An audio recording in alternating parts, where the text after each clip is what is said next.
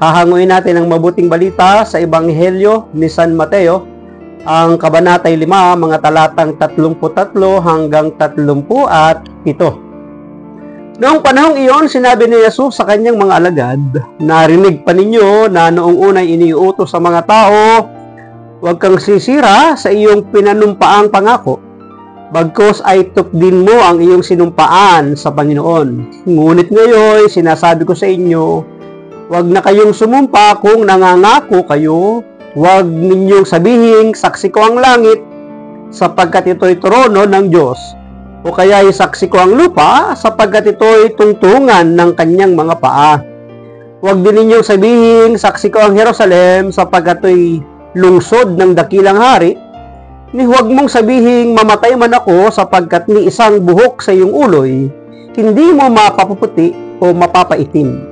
Sabihin mo na lamang na oo kung oo, at hindi kung hindi, sapagkat buhat na sama-sama ang anumang sumpang idaragdag dito." Pagpalain ng Diyos ang pagkabasa ng kanya pong mabuting balita. Huwag ninyong sabihin, saksi ko ang langit, sapagkat ito ay trono ng Diyos.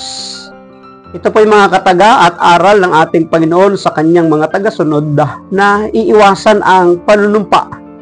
Lalo't kung ito'y pangangako, ngunit hindi naman natutupad. Sabi nga na aklat ng Proverbs, ang taong nangangako ay parang ulap na walang dalang ulan. Walang pakinabang sa mga pananim, walang pakinabang sa lupa. Ganon din ang pangako na hindi tinutupad ng tao sa kanyang kapwa, lalo na sa Diyos. Para kumbinsihin ang kausap sa katotohanan ng sinasabi, nakaugalian na nating sabihin, promise, Pexman, cross my heart, hope to die, blue erase, padlock, tapon susi. Di ba? Ang dami. No?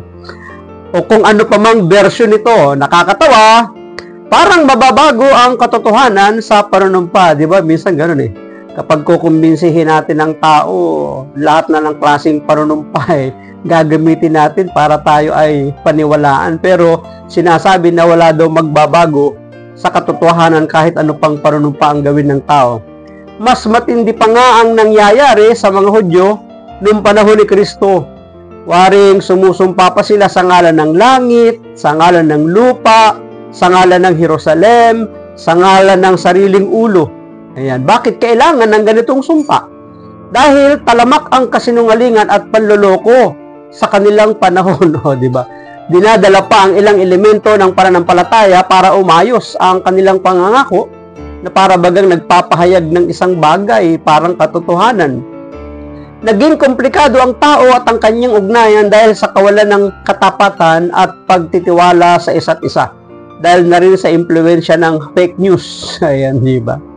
Chismis na walang fact check. Pati pangyayari ng kasaysayan ay binabago na din. Kahit pa nga dumami ang likes at share o makipagbardagulan pa tayo, hindi mababago ang katotohanan. Ang tinutukoy dito ay sa social media. Para kay Kristo, simple lang ang pagpapahayag ng totoo.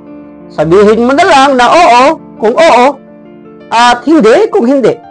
So yun, sapat na para maging transparent tayo. Walang pagkukunwari, walang itinatago. Totoo naman sa kasimplihan ng katotohanan, ano pa mang idagdag dito ay galing na sa masama o sa demonyo, di ba? Kaya tama lang eh. Oo kung oo, hindi kung hindi. Kasi ang idadagdag pa daw dun ay idadagdag sa ating pagkakasala.